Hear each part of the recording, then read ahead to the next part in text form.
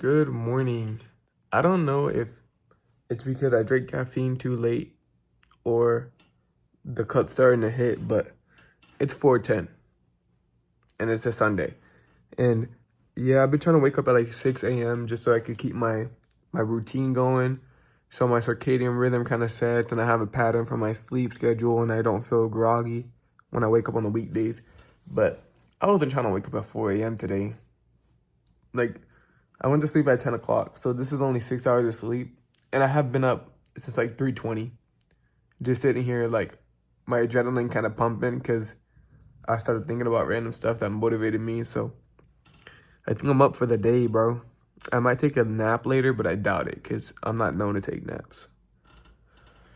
So I'm about to probably meditate right now, 5 minutes. I'm gonna hit it. After hitting it, probably do a little check-in, weight check-in, brush my teeth and everything, and then probably just start like have like a 3 hour work period where I just said like try and learn things that I want to learn, something like that. And then I keep going with the rest of my day. I don't know, update my taskers, make sure that I have my day planned out, what I want to do and everything. That's it. Stay tuned. All right, real quick. All I did was get up, I weighed in, I put on some warmer clothes, and I already meditated.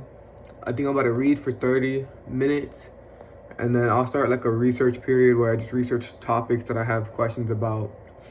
Probably dive a little bit into kind of marketing, social marketing, stuff like that. Learn how to get my name out there, stuff like in that area. And I may dip into software development, but I doubt it. I was thinking today, like legit, when I couldn't sleep, I'm like, do I really want to be a software development?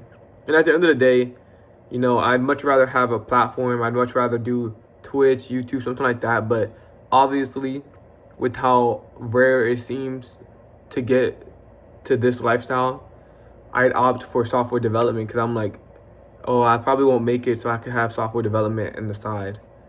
But then I said, screw it. Like, I might as well go all into this and then not regret that I didn't try. You know what I mean? Because if I'm laying on my deathbed and I'm like, dude, I never tried when I could have been, like, I'm gonna be so upset. So I'm gonna try and try. And I got like a good 2 year runway period because like I still have 2 years left in the Marine Corps. And during that time, I could do YouTube, I could do Twitch, I could do TikTok, I could do all that stuff. Try and grow my social media and not have any regrets or any punishments because it's like I'm getting paid regardless.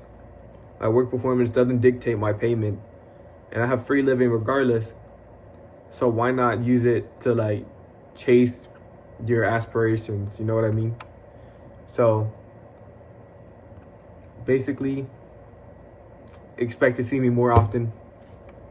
Also, side note, dude, I'm trying to find a way to earn bread on the weekends. Like, I don't know if I could really do a part-time job because my schedule on the weekends is kind of how you say that, it it changes weekly because like my unit or anywhere in the military, they could call you in at any time. So on some Saturdays I might not be able to go to work, bro. Sundays I might not be able to go to work. Sometimes you gotta work that day. So I mean, I wouldn't hate it. I would get a part-time job if they could just understand that maybe sometimes I'd have to get called in. And then I don't know, maybe I was just trying to do like DoorDash and stuff like that. But then in my area, it said that there was too populated, like there was too many dashers already. And then it's not giving me the option to like get out of the prompt now. Like it's prompted that I have too much people in my area. And now I'm just stuck at that prompt for the setup, like for my account. So I'd have to make a whole new account. And they go by social security number. So I'm not really sure how I would go about doing that. I don't know. But that's it for now. I'm gonna read. I'm gonna learn. I'll get back to you after when I'm about to go on a walk for cardio. The lighting's low-key worse now. But I put the light right here that I had in the back of my room, and it's making the lighting worse on the video, but oh well. So I've been reading. I'm about 15 minutes in. Bro, my focus is horrible. I'm tired. Like now, my eyes are heavy. I can't really focus on the reading. I just keep having to reread the same line, and I've been getting better at that, but today it's horrible, so that's tragic. But let me do a little summary of the one chapter that I read in the last 15 minutes. So the topic or the chapter was about money bubbles, okay? And let me see the author. Morgan Housel. He's stating that money bubbles are bad when you don't know who's in that money bubble or who you're trying to associate with. So for an example, I believe when he's talking about money bubble, he's talking about, listening to people for money advice, financial advice, just stuff like that. But the people who aren't in the same category have the same goals that you have.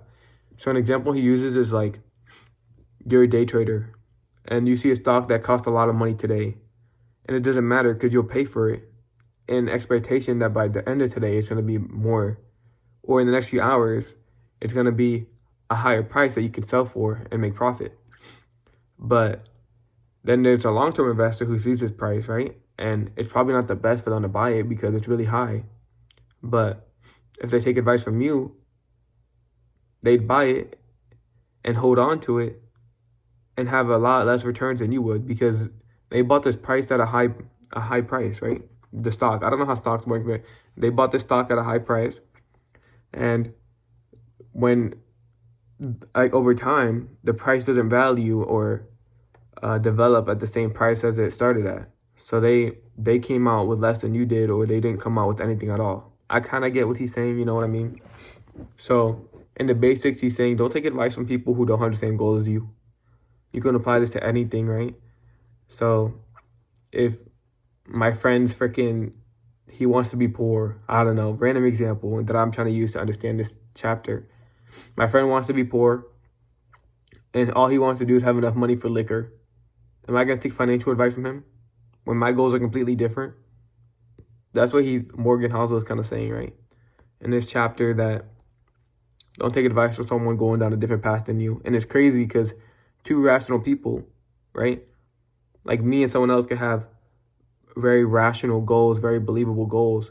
But just because of that doesn't mean that we're fit to listen to each other and take financial advice from each other, because we're not. We're going down different paths and we might have different experiences, and not all things that he has to say to me is going to be applicable. Like, he might not know what's going to get me to where I want to get to, you know what I mean? There are different paths to get to different goals, and someone who's going down a different path shouldn't be expected to know good advice for you.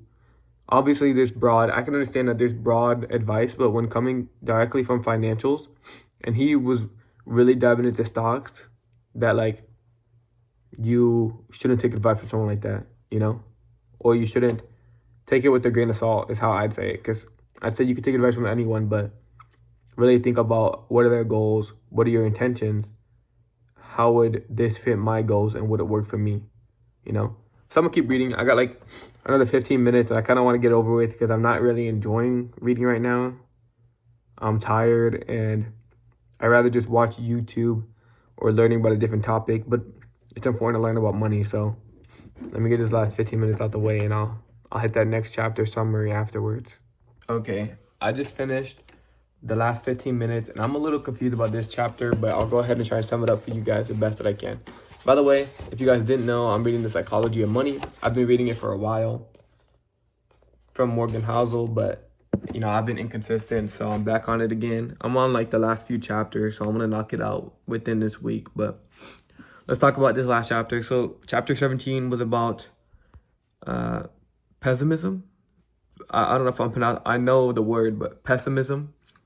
So I'm not sure what message he was trying to spread. I know what he was harping on is that pessimism is easier to go to than optimism. But it's more rightfully to assume or to be optimist, because in a long-term time, things will get better, especially with people. When things get real bad, we tend to do what it needs to happen to get past it. You know what I mean? So he goes on by harping about how news lines everybody, majority of people will go ahead and be pessimistic because it's easier to be pessimistic on current trends. On current trends, things might look bad, but compared to 40 years ago, we're up by 70%. He used the Wright brothers for an example. So I guess they dropped out of high school to make a plane. They were working on planes, and everyone thought it was impossible. And news lines were saying this would never happen. Flight is impossible. But then a few years later, they made the plane, right? And then another example is that they had to do flight demonstrations or experiments, and they had a lieutenant fly in the plane, and he died in a crash. And obviously, that was probably very distraught, and a lot of people were like, "This is not going to happen. You should scrap it." The headlines were saying that this is a waste of time. It's a murder machine, stuff like that. But then years later, they make models that work. They globalize it, and it solved world wars. How do you say it? World wars, and it bridged us between other cities. So I don't know. I'll give you what I think it's meaning, and it's trying to tell you to be more optimistic.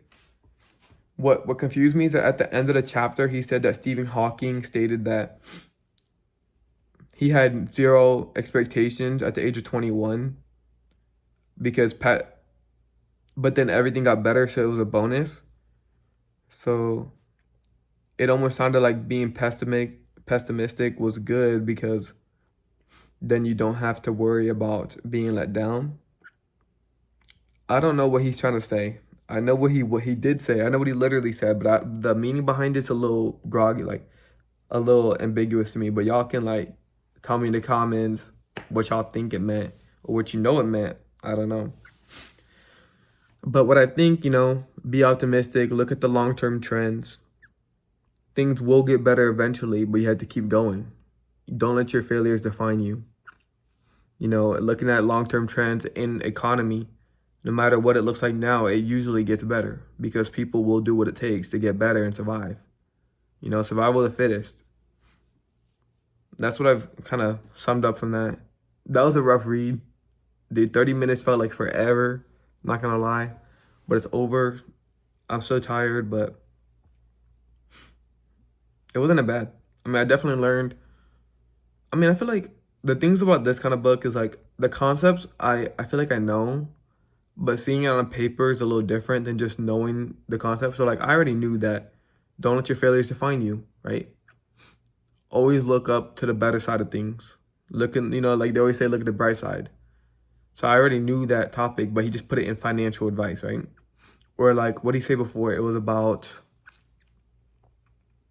the bubbles, right? Obviously I know that it's like don't surround yourself with bad people. I know not to surround myself with people who aren't going down the same path that I am, right? But he puts it in financial terms. He puts it in writing, so I guess it's a little different. You know what I mean?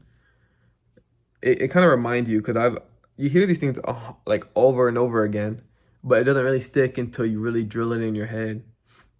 And it's crazy because this book I'm reading now, I'm 20, and then down the line I may forget it.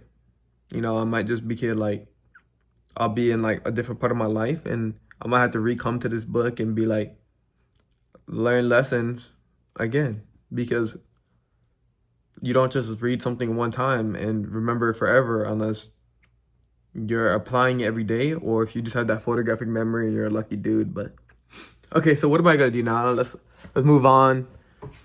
I'm going to go on my computer here and I'm going to just research other things. So a point of study that I want to go over is how to grow my channel, how to grow my Twitch, how to grow my TikTok. I'm gonna do stuff like that. I'm going to research how to get rid of my lisp. I know y'all can hear it, but I don't like it. Not that I'm insecure about it, but more that like, I guess I'm a little insecure about it, but in a professional stance, I feel like it's better to have good dialect and have good pronunciation and anything. And it's hard for me to pronounce a lot of words and it makes me have to repeat it. And after, like say I'm giving a presentation or talking to a lot of people, having to repeat words feels unprofessional to me and kind of takes away from the power of the message. So I want to learn how to get better at storytelling, how to get rid of my lisp and stuff like that. You see, like just like that. There's that. Those two things. I'll probably do a little bit about just decor my room.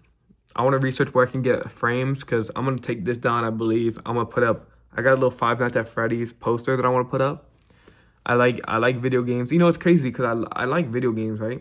I don't really play them that much anymore because I feel like my time is like taken up from other things that I want to do, but I want to play video games. I want to stream it. But I don't have a camera right now. I actually have one coming. But especially the games like Five Nights at Freddy's, right? I played only like 3 nights of the first game and I can't get past that part. And I don't have the time span, or not the time span, I don't have like the attention span to play the game. My dopamine levels have gotten so bad that playing the game is kind of boring. Playing video games are boring unless I have like a YouTube video up next to me, which is kind of crazy, bro.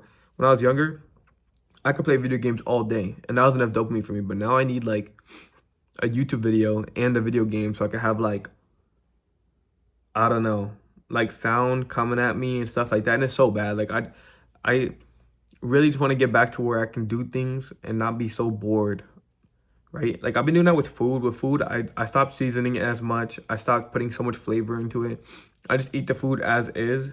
And I've gotten to the point to where I'm eating like protein bars. They actually taste good. And I know a lot of people think they taste good, but before I thought I like a Bear-Bell. I was eating Bear-Bell and I was like, bro, this does not taste good, right? Now I'm obviously like almost 3 weeks into the cut and protein bars taste great. Like I'm tasting protein bars. Like I had a couple last week and it tasted so good. I was like, damn, it tastes like a chocolate bar. So this is interesting. I'm trying to do the same thing with my dopamine. I'm trying to make boring stuff like this, like reading books, writing in my journal, more appealing.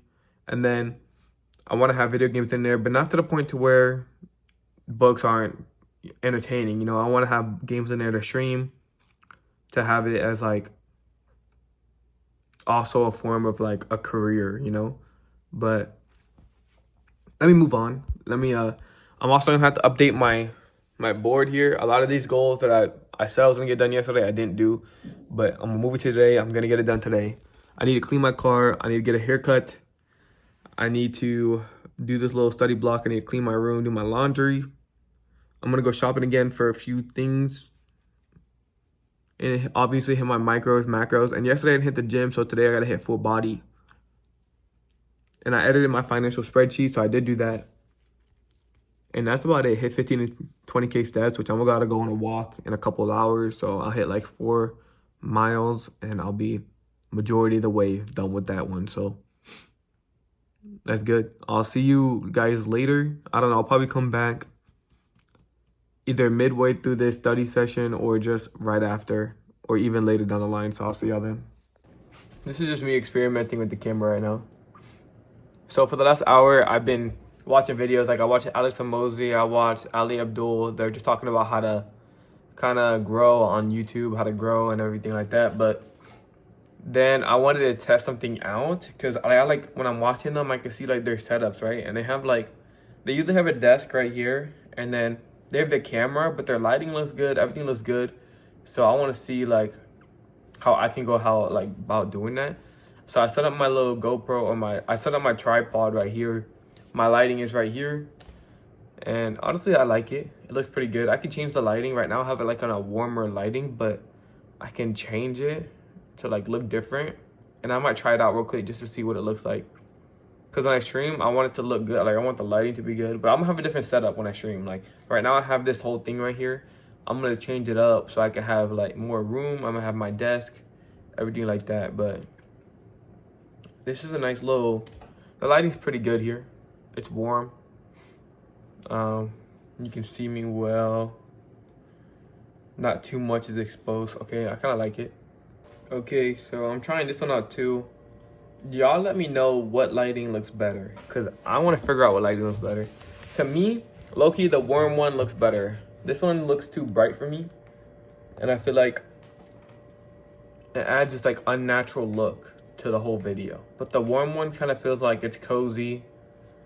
Like I'm not trying too hard. Like this one looks like it's too much. So let me try different colors, see what's up. This one is the warmest one that they have, which is like, it's basically brown. I kind of like it too. I like the first one the most, but this one's like almost natural lighting. I don't know, but it's not that bad. I say 7 out of 10. Okay. All right, I'm about to go get a haircut. I didn't do really anything. I studied up on the YouTube stuff, right? For a couple hours. I ate breakfast. Now I'm gonna go get a haircut real quick. Come back. The plan is to go do a car wash and then, like wash my car. And then after that, I'm gonna go on a walk, then go wash my car. So 4-mile walk, go wash my car, come back, pre-workout meal, go to the gym. That's like the plan right now.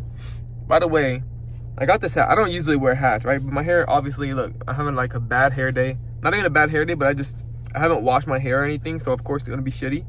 And I wore a beanie this morning. So I don't know how I feel about the hat, bro. I think I like it, but I don't like it at the same time, you know? It depends. Because I like when the hair kind of flows out the bottom. But then I don't like, so if I try to wear it forward, it's like, maybe it's because I got a soft top instead of getting a hard top. I'm trying to figure it out. I'm not catching what I don't like about it, but something's weird about like this one right here. I mean, it's really fine either way, but I prefer it like backwards, just so you can show curls still. But then I have to admit, like, curls kind of come out a little bit. Oh, might have been too much. It's hard to tell on the camera, not gonna lie. I don't know, bro. Freaking either way, shit ain't working out, but I'll get back to y'all when I'm about to go on my walk. Maybe when I'm walking. Don't mind my hair, bro. That shit is chopped. I've been wearing a hat all day, and it's just doing its own thing. But I just went on a walk. I went on 4 miles. I'm supposed to go wash my car. I don't know if that's gonna get done, I'll be honest. After walking 4 miles every time, it's like, I'm tired, bro. It's like, I mean, it's not a lot, it's not high intensity, but walking 4 miles still drains you. It's a lot to walk. And that's only just to get like, not even 50% of my total daily steps, but it gets the majority of my total daily steps out the way. So that's why I like to do it. Cause I still have to do it technically like 2 more times, but like 3 miles each time, something like that. Or I could do another 4 mile and then a 2 mile. Like a 2 mile after my gym, and then tonight walking the 4 mile. But dude, you have to commit to that shit. Also, dude, I don't know. I'm trying to learn fashion a little bit. Like, I don't understand. I'm trying to figure out what I like. I just don't know. I'm looking at pieces, and I'm like, I don't like it, but I should like it. Like, why don't I? I'm trying to figure out why I don't like things. Because if I put it on, I'm like, I like the shirt. That's why I bought it, because I like the shirt. But when I put it on, something about it I just don't like. Maybe it's with the pants, the joggers, the shoes. I don't know what I don't like about it, but I just know I don't really like it. And it's confusing to me, because if it's just like, if I knew exactly what was wrong or why I didn't like it, then I'd be fine with that. I'd fix it.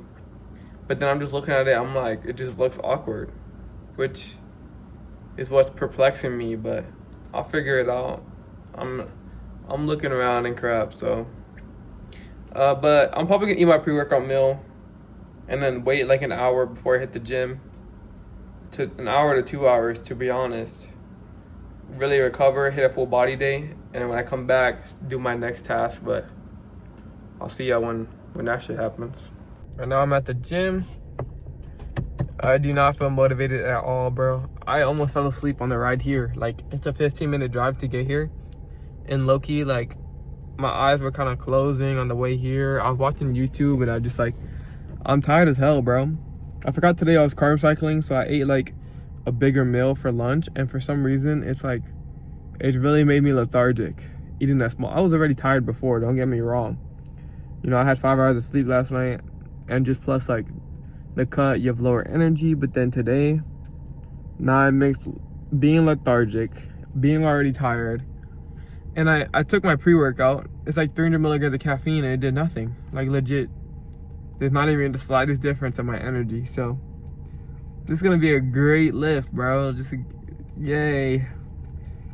But I'm gonna go hit a full body because I missed yesterday and get back to y'all after.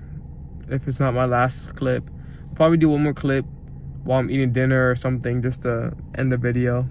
So what's up? I just got back from the gym. I started laundry. I made my food here. Look. Obviously today I'm carb cycling. Today's a high day because I did a full body session. And most of my carbs are at the end of the day because I forgot. So I didn't really separate it. So I have like a big meal right now, but it's gonna be nice to kind of feel full. I'm watching some My Hero right now, trying to finish up this anime. I gotta do laundry and just clean up for tomorrow, stuff like that. Dude, today gym was horrible. Let me see if I can set y'all up. It's not bad.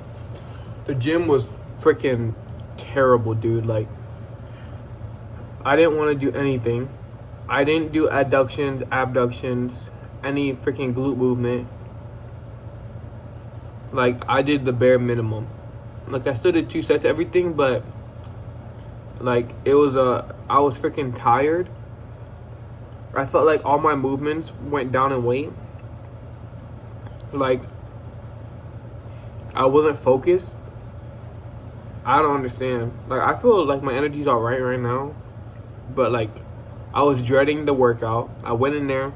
I thought maybe I do my normal schedule, hope that everything turns out well, but it was not good. Like, I did my 10-minute warm-up. I did my normal warm-ups for each set. And actually, on a couple exercises, I did fine. Like, I either matched or I progressed a little bit. But, like, I still felt like shit. Even the pre didn't do anything for me, so hopefully Tuesday's a better day. Tomorrow, obviously, I have a rest day, and I'm gonna eat like 1,500 calories, maybe less. This isn't gonna discourage me from my goal. It sucks that I felt that way, That's, it's expected. I see this all the time. And every time I've cut before in the past, I've felt this way, so I don't really have anything else though. I'm gonna finish this food, watch this anime, do my laundry, just get ready for work tomorrow. Hey, kick it back again tomorrow, okay? Thank you for watching. If you made it this far, please like, subscribe. Oh, shit. Thank you.